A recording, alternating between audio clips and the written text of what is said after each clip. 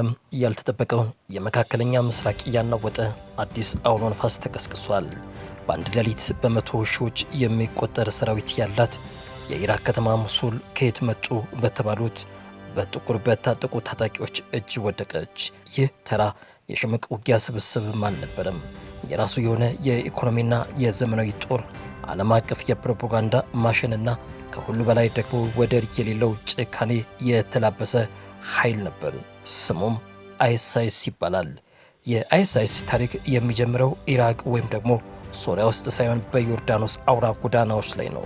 ጊዜው ደግሞ በ1989 ዓ.ም አቡ መሰብ አል ዛርቃዊ የተባለው አንድ ወጣት በሶቪየት ህብረት ወደ የጂሃድ ጦርነት ለማድረግም ወደ አፍጋኒስታን ተጓዘ። ዛርቃዊ መደበኛ የውትድርና ትምህርት አልነበረውም። ቀደም ሲል በዮርዳኖስ ጎዳናዎች ላይ በወንጀል የሚታወቅ ተራ ግለሰብ ነው እንጂ። ሆኖም ግን አፍጋኒስታን በሚደርስበት ጊዜ ጦርነቱ አልቆ ነበር። ነገር ግን እዚያ ያገኘው ጽንፈኛ አስተሳሰብ ለቀጣዩ የዓለም ትልቁ የሽብር ቡድን ምስረታ የመሰረት ድንጋይ ጣለለት። በ1999 ዓመተ ምህረት ወደ ዮርዳኖስ ተመልሶ ጀማዓት አል ታሂድ ወል ጃሂድ የተሰኘውን የመጀመሪያ ቡድን መሰረተ። ዓላማው የዮርዳኖስን መንግስት መገልበጥም ነበር። ነገር ግን የቡድኑ እውነተኛ የለውጥ ምዕራፎች የተከሰተውም በ2003 ዓመተ ምህረት ሲሆን አሜሪካ ኢራቅን ስትወር የሳዳም ሁሴን አገዛዝ ወደቀ። በዚህ ጊዜ አሜሪካ አንድ ታሪካዊ ስህተትም ሰራች። ፖል ፕሬመን የተባለው የአሜሪካ አስተዳደር ዲባ ኢንፌክሽንም የተባለ ህግ አወጣች።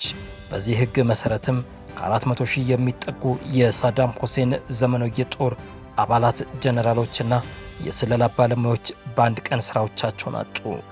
የጡረታ አበል እንኳን አልተሰጣቸውም። እነዚህ በከፍተኛ ወታደራዊ ሳይንስ የሰለጠኑ የጦር መሳሪያ የታጠቁትና የተበሳጩ ሰዎች በዚህ ጊዜ ወዴት ሄዱ? መልሱ የሚገኘው ወደ ጽንፈኛው ቡድኖች ተቀላቀሉ። አል ዛርቃዊ ይህንን ክፍተትም ተጠቅሞ ቡድኑን አሳደገ። በወቅቱ በአሜሪካ በርካታ የኢራቅ እስረኞች ካምፕ ቡካ በተባለ እስር ቤት ውስጥ አስገብታም ነበር።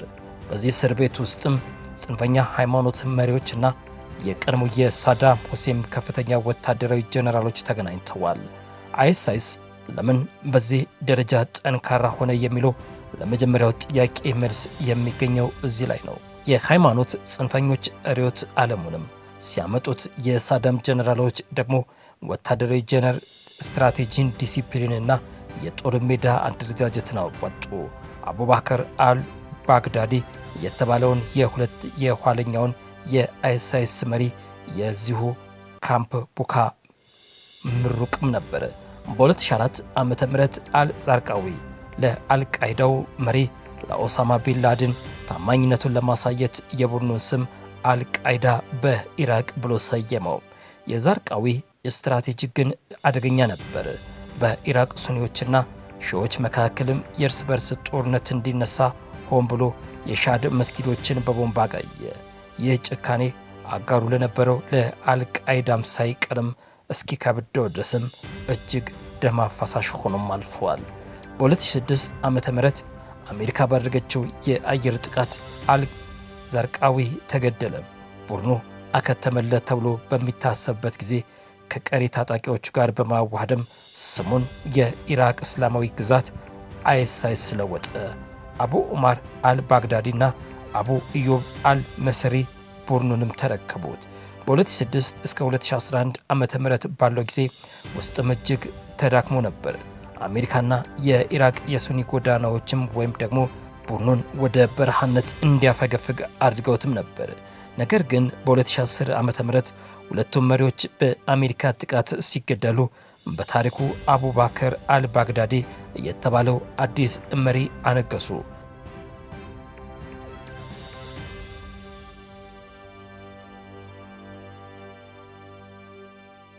አቡበከር አል ባግዳዲ በእስልምና ጥናት የፒኤችዲ ዲግሪ ያለው ሲሆንም ከዛርቃዊ የተለየ ስልትም ነበረው። የባግዳዲ የቀኝ እጅ የነበረው ሼክ ቦኮር የተባለው የቀድሞ የሳዳም ሁሴን አየር ኃይል ኮሎኔል ነበር። ይህ ሰው የቡድኑን የስለላ መረብና ወታደራዊ አደረጃጀት ዘመናዊ ያደረገው በ2011 ዓ.ም ሶሪያ የተቀሰቀሰው የእርስ በርስ ጦርነት ለባግዳዲ ትልቅ ስጦታም ይዞለት መጣ። የባሻር አልአሳድን መንግስትን ትኩረት ወደ ተቃዋሚዎች ሲዞር የጸጥታ ክፍተትም ተፈጠረ። ባግዳዲ ታጣቂዎችን ወደ ሶሪያ በመላክም ሰፊ ግዛቶችን ተቆጣጠረ። በ2013 ዓ.ም ከአልቃይዳ ሙሉ በሙሉ በመገንጠልም ስሙን እስላማዊ ግዛት በኢራቅና ሶሪያ አይኤስ ቀየረው። አይኤስ ለምን በዚህ ደረጃ ጠንካራ ሆነ? ወታደራዊ ልምምድ ቀደም ሲል እንዳልነውም አብዛኞቹ የአይኤስ የቀድሞ የኢራቅ ጦር መኮንኖች ሲሆኑ የጦር ሜዳ ታክቲኮችና የመገናኛ ሬዲዮን አጠቃቀምና የመድፍ ተኩስንም በሚገባ የሚያውቁ ናቸው። ገንዘብ፣ ፋይናንስ አይኤስ በዓለም ታሪክም እጅግ ሀብታም የሽብር ቡድን ነበር። በሶሪያ ኢራቅ ያሉትን የነዳጅ ማውጫዎችን በመቆጣጠርም በቀን ከ3 እስከ 2 ሚሊዮን ዶላር ከነዳጅ ሽያጭ ያገኝ ነበር። ከዚህ በተጨማሪ ባንኮችን ዘርፏል። በሞሱል ብቻ 500 ሚሊዮን ዶላር ዘርፏል። ግብር ሰብስቧል። ቅርሶቹን ሸጧል። በአጠቃላይ ዓመታዊ ገቢው 2 ቢሊዮን ዶላር ደርሶም ነበር። ፕሮፓጋንዳና መልመላ አይኤስ ሚዲያ በአጠቃላይ በዓመታዊ ገቢ 2 ቢሊዮን ዶላር በላይም ደርሶ ነበር። ፕሮፓጋንዳና መልመላ አይኤስ ሚዲያን እንደ ጦር መሳሪያም ተጠቅሞበታል።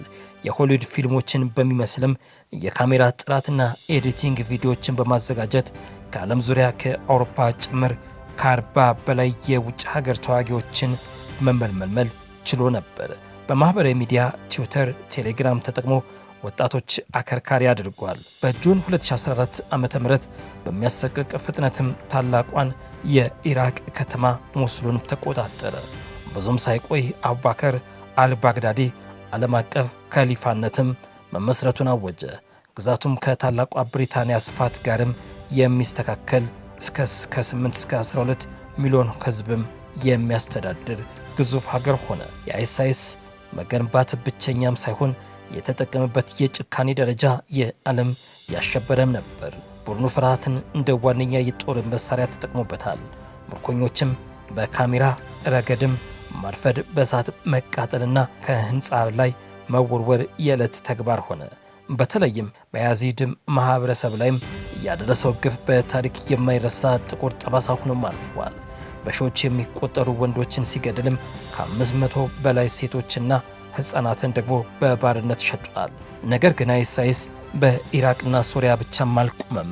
እኛ በነገራችን የምትወጉን እኛ በሀገራችሁ እንመጣለን በሚል መርህም ዓለም አቀፍ የሽብር ጥቃት ማካሄድም ጀመረ።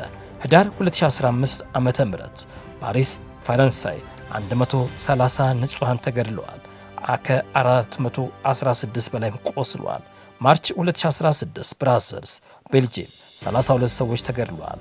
አየርላንድ አሜሪካ 2016 49 ሰዎችን ገድለዋል። በቱርክ በግብፅ በአፍጋኒስታንና በስሪላንካ ጭምር በመቶ ሺዎች የሚቆጠሩ ሰዎችን ህይወትም ቀጥፏል።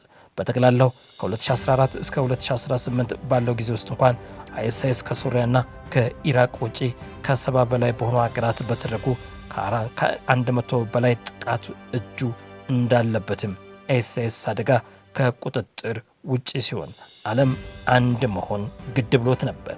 በ2014 ዓ.ም መገባደጃ ላይ አሜሪካ የምትመራውና ከ80 ሀገራት ጋር የተሳተፉበት ዓለም አቀፉ ጥምረትም ተመሰረተ። ይህም ኦፕሬሽን ኢንተርኔት ሪቪው በሚልም ስያሜ የአየር ጥቃትም ተጀመረ። በመሬት ላይ ደግሞ የኢራቅ ጦር የቡኩር ታጣቂዎች ኤስዲኤፍ እና የሽአድ ሚሊሻዎች ታላላቅ መስዋዕትነትን ከፈሉ። ጦርነቱ እጅግ አሰቃቂም ነበር። ሞሱሉንና የአይኤስ ዋና ከተማ የነበረችው ራቃን ነፃ ለማውጣት በተደረገው ጦርነት ከተሞቹም በ2017 ዓመተ ምህረት ፍርስራሽነትም ተቀይረዋል። በ2018 ዓመተ ምህረት ራቃ ነፃ ብትወጣም በመጋቢት 2019 ዓመተ ምህረት በሶሪያዊቷ በጉዝ መንደር የተደረገው የመጨረሻ ጦርነት የአይኤስን የመሬት ግዛትም ከሊፋነት ሙሉ በሙሉ አከተመው። በዚሁ ዓመት ጥቅምት ወር ላይም የአሜሪካ ልዩ ኃይልም በሶሪያ ባደረገው ዘመቻ መሪው አቡ ባክር አልባግዳዲ ራሱን በቦምብ በማጥፋትም ተገድሏል። የቡድኑ መስራችና መሪዎች የጀመሩት በደም ነበር፣ ያበቁትም በደም ነው። ዛሬ ላይ አይኤስ እንደ ድሮ ሰፊ ግዛት የለውም። ከሊፋነቱ ፈርሷል። ነገር ግን አይኤስ ሙሉ በሙሉ ጠፍቷል ወይም ብንል ግን መልሱ አልጠፋም ነው። በአሁኑ ወቅትም አይኤስ ቅርጹን በመቀየር የስውር ህዋስ ስልትን እየተጠቀመም ይገኛል። በተለይም አሁን የከፍተኛ እንቅስቃሴ እያደረገ ያለው በሁለት አህጉራት መካከልም ነው። በአፍጋኒስታን አይኤስ ኬ ይህ ክንፍም ታሊባንን ሳይቀር እየተገዳደረ የሚገኝና በቅርቡ በሶሪያና ሞስኮ ጥቃት ያደረሰ እጅግ አደገኛ ቡድን ነው። በአፍሪካ አይኤስዊኤፒ እና በሌሎች በናይጄሪያ፣ ማሊ፣ ኒጀር፣ ሞዛምቢክ እና ዲሞክራቲክ ሪፐብሊክ ኮንጎ የቡድን አጋሮቹ አሁንም ጸጥታ ስጋት ሆነውም ቀጥሏል። አይኤስ ታሪክን የሚያስተምረን አንድ ትልቅ እውነት አለ። የፖለቲካ መከፋፈል፣ ህዝብን ማገልገልና የጸጥታ ክፍተትን ሲፈጠር አክራሪነት እንዴት በፍጥነት አድርጎ ዓለምን ሊያጠፋ እንደሚችል የሚያሳይ ነው። አልዛርቃዊ በዮርዳኖስ ከነበረው አንድ ተራ ወንጀለኝነት ተነስቶ አቡባከር አልባግዳዲ ካምፕ ቡካ ከተባለ እስር ቤት ወጥቶ ዓለምን ያንቀጠቀጠ ግዛትን መመስረት ችሎ ነበር። ይህ እንዳይደገም ዓለም ከጥይትና ከቦምብ ባለፈ የጥላቻ ትርክትና የፖለቲካ ኢፍትሐዊነትን መዋጋት ይኖርባታል እንላለን። ውድ የቻናላችን አድማጭ ተመልካች ቤተሰቦቻችን እናንተስ ምን ትላላችሁ? እኛ ለሰዓቱ ቢደርስላችሁ ብለን ያዘጋጀንላችሁ በዚያ በቃን። ቪዲዮን ከወደዳችሁት ላይክ፣ ሐሳብ አስተያየቶቻችሁን በኮሜንት ሴክሽን ላይ ያስቀምጡልን። እንዲሁም ደግሞ አዲስ ከሆናችሁ ሰብስክራይብ በማድረግ ቤተሰብ ይሁኑን። የምንሰራቸው ስራዎች በተደራሽነት እንድንበዛ ወደ ሌሎች ሼር በማድረግ ያስፈንጥሩልን። በሌላ ሐሳብ እስከምንገናኝ በያላችሁበት ሰላም፣ ጤና፣ ፍቅርን አብዝተን ተመኘን።